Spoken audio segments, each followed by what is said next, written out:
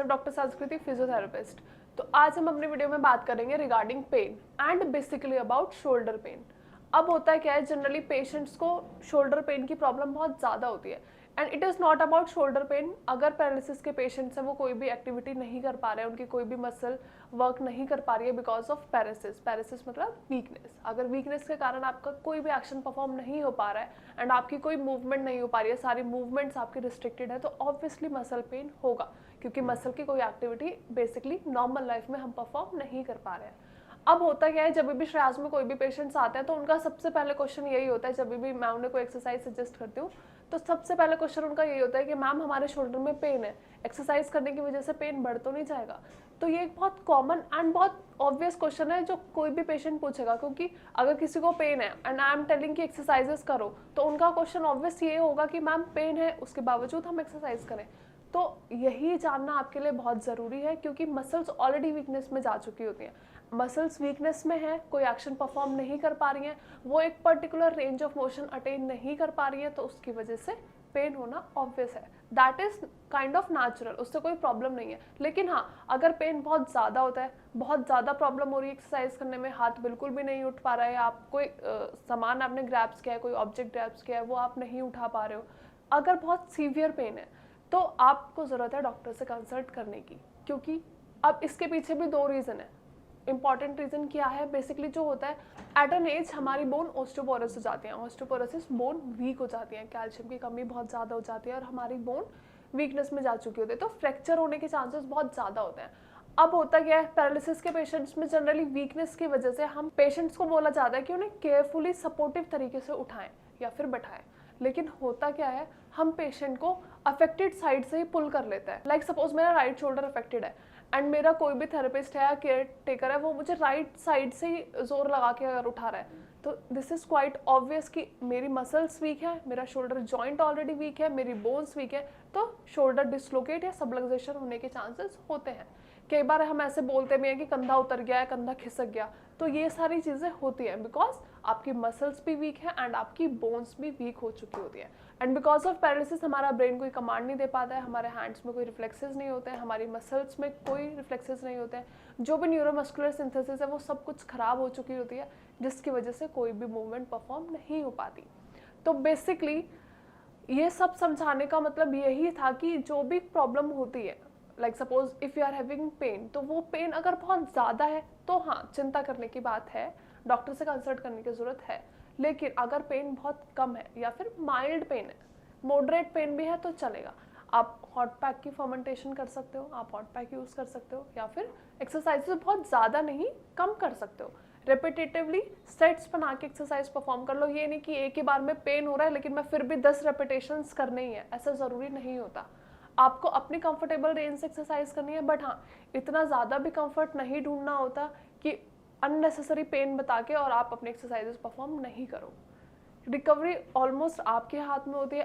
Therapist है, care takers हैं या फिर कोई अटेंडेंट्स हैं, आपके फैमिली मेम्बर्स हैं, आपको सपोर्ट करेंगे, लेकिन एनी हाउ एक्सरसाइजेस आपको खुद से परफॉर्म करनी पड़ेंगी, इनिशिएटिव आपको खुद से लेना पड़ेगा। तो अभी मैं अपनी वीडियो में आपको कुछ बेसिक शोल्डर एक्सरसाइजेस बताऊंगी, जिनमें आपको किसी का सपोर्ट लेने की ज़रूरत भी नहीं है, ना कोई थेरेपिस्ट आपको कराएगा, ना कोई केयर टेकर आपको कराएगा। आप खुद जब आपका मन करे, बेसिकली दिन में 3 बार एक्सरसाइजेस करना बहुत ज़रूरी है फॉर दी बेस्ट रिकवरी। लेकिन अगर आपका कभी मन नहीं होता है तो आप दिन में 2 बार तो एक्सरसाइजेस ज़रूर परफॉर्म करोगे। एंड जो मैं एक्सरसाइज बताने वाली हूँ वो बहुत ईजी है, बहुत नॉर्मल है, कॉमन एक्सरसाइजेस है जो आप इजीली परफॉर्म कर सकते हो। Now starting with the first exercise, shoulder retraction and protection. आपको करना क्या है, ये हमारी 2 कॉलर बोन्स होती हैं, जिनको आप टच करोगे अपने हैंड से तो आपको फील होंगे यहाँ पे। आपको करना क्या है, अपने दोनों शोल्डर्स को आगे की तरफ लेके आना है एंड देन पीछे की तरफ एक्सटेंड करना है, लाइक दिस। तो जो आपके ये वाले बोन है, जब भी आप कोई एक्सरसाइज परफॉर्म करोगे तो आपको खुद से फील होगा, जब ये हाथ आपके पीछे की तरफ ऐसे जाएंगे तो आपको पता चलेगा कि आपके दोनों शोल्डर ब्लेड्स आपस में मिल रहे हैं, मतलब मीडियली आ रहे हैं। तो ये एक्सरसाइज आपको करनी है 5 to 10 times, like this, and again relax. फिर यही आपको आगे की तरफ खींचना है। जब आप अपने हाथों को और कंधों को आगे की तरफ लाओगे तो आपके जो भी शोल्डर ब्लेड्स हैं वो अपार्ट होंगे, मतलब वो दूर जाएंगे। आप प्रैक्टिकली जब परफॉर्म करके देखोगे तो आपके लिए इजी होगा रेदर देन ऐसे समझना। और जब आप शोल्डर को पीछे की तरफ एक्सटेंड करोगे तो आपके दोनों शोल्डर ब्लेड्स मीडियन लाइन में आ जाएंगे। ये एक्सरसाइज आपको परफॉर्म करनी है, सेट्स बना के आप एक्सरसाइज परफॉर्म कर सकते हो। एक सेट में आपको 10 रिपीटेशंस करना है, मतलब 10 बार एक्सरसाइज करनी है ये वाली। अगर ऐसा लगता है कि आप कंफर्टेबल हो और आपके लिए एक्सरसाइज करना बहुत ईजी है विदाउट एनी सपोर्ट, अगर कई बार पेशेंट्स खुद से परफॉर्म नहीं कर पाते, उनको प्रॉब्लम होती है कि अपना अफेक्टेड साइड, जो सपोज हेमीप्लेजिक पेशेंट है उसके एक साइड अफेक्टेड है, तो उसके लिए ईजी है कि वो एक साइड से तो एक्सरसाइज परफॉर्म कर लेगा, या फिर एनी हाउ वो अपने इस हैंड से सपोर्ट लेके अपना एक हाथ पीछे लेके जा सकता है। लेकिन अगर आप किसी के सपोर्ट के साथ एक्सरसाइजेस कर रहे हो तो आप नंबर ऑफ रेपिटेशंस बढ़ा सकते हो, क्योंकि आपको उसमें सपोर्ट मिल रहा है। सपोर्ट के साथ आप आराम से एक्सरसाइज परफॉर्म कर सकते हो। लेकिन अगर आप खुद से रेपिटेशंस कर रहे हो तो आप 10 रेपिटेशंस एक सेट में करोगे एंड दिन में 3 बार एक्सरसाइज करना जरूरी है। Now moving toward second exercise. Second exercise में क्या करना है, आपको अपने शोल्डर्स अपने ईयर की तरफ, ऊपर की तरफ लेके आना है। जैसे हम नॉर्मल लैंग्वेज में बोलते भी हैं कि अपने कंधों को अपने कान से छुआने की कोशिश करनी है। तो करना क्या है, नॉर्मली स्ट्रेट बैठना है 90 डिग्री में एंड आपको अपने शोल्डर ऊपर की तरफ लिफ्ट करना है like this and relax again. अब आप होल्ड भी कर सकते हो, like suppose 1 2 3 4 5 and relax. Now again once more, up 1 2 3 4 5 relax. अब आप जब भी एक्सरसाइज करोगे तो आपको फील होगा कि आपके शोल्डर ब्लेड्स, जो मैंने पहले वाले एक्सरसाइज में बताए थे, वो भी आपको ऊपर की तरफ लिफ्ट होते हुए, यू कैन फील दैट कि जो शोल्डर ब्लेड्स है वो ऊपर की तरफ मूव होंगे जब भी आप अपने कंधे ऊपर की तरफ लेके जाओगे एंड देन रिलैक्स। तो ये सारी एक्सेसरी मसल्स की मूवमेंट्स होती हैं। आपको ये नहीं सोचना है कि मुझे तो कंधों की एक्सरसाइज करनी थी, फिर मेरे शोल्डर ब्लेड्स क्यों उठ रहे हैं। तो ये बेसिक एक्सरसाइजेज हैं जो आपको परफॉर्म करनी है। सेम रेपिटेशंस एंड सेट्स आपके ऊपर है कि आप कंफर्टेबल हो तो आप अपने number of repetitions, number of sets बढ़ा सकते हो। लेकिन अगर आपको प्रॉब्लम हो रही है तो आप 5 रेपिटेशन से स्टार्ट कर सकते हो। Now the next and the most common and basic exercise is shoulder rotation.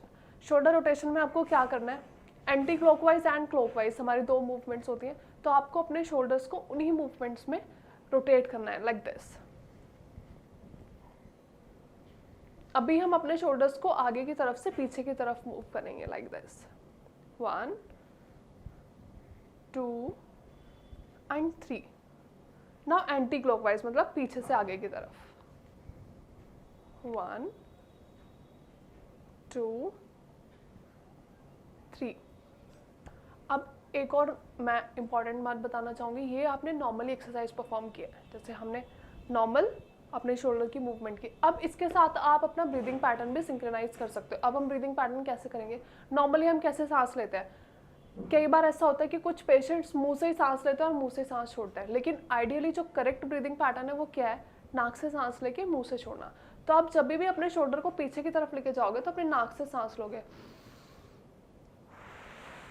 Relax again, नाक से सांस एंड मुंह से छोड़नी है। आई होप जो भी मैंने एक्सरसाइजेस बताई हैं वो आप सभी को समझ आई हो। जो भी एक्सरसाइज पर्टिकुलरली जिस भी जॉइंट के लिए, आज तो मैंने सिर्फ शोल्डर जॉइंट के लिए बेसिकली सारे एक्सरसाइजेस बताई हैं एंड बहुत इजी भी है। सारे एक्सरसाइज आपने देखा होगा आप खुद से कर सकते हो, ज़रूरत नहीं है किसी का सपोर्ट लेने की, क्योंकि अगर आप सपोर्ट लेके हमेशा एक्सरसाइजेस करोगे तो आपको आदत पड़ी रहेगी एंड आप खुद से कोशिश नहीं करोगे। तो ज़रूरी ये है कि आप अपनी एक्सरसाइज खुद से परफॉर्म करो एंड अच्छे से परफॉर्म करो कि हाँ आपको लगे कि हाँ मेरे लिए एक्सरसाइज करना ईजी है। फिर हम अपने एक्सरसाइजेस को मॉडिफाई कर सकते हैं, थोड़ा बढ़ा सकते हैं। आई होप वीडियो समझ आई हो, एक्सरसाइजेस समझ आई हो। अगर एक्सरसाइजेस से रिगार्डिंग कोई भी क्वेरी है या फिर कोई भी क्वेश्चन है या फिर कोई और एक्सरसाइज किसी और जॉइंट की आपको पूछनी है, या पैरालिसिस से रिगार्डिंग कोई एक्सरसाइज पूछनी है, फेशियल पैरालिसिस से रिगार्डिंग कोई एक्सरसाइज पूछनी है, तो you can just directly call us on the number given below. Number आपकी स्क्रीन पे फ्लैश हो रहा होगा। Otherwise you can just mention it in the comment section. आप कमेंट सेक्शन में भी अपनी क्वेरी मेंशन कर सकते हैं। Thank you so much, have a nice day.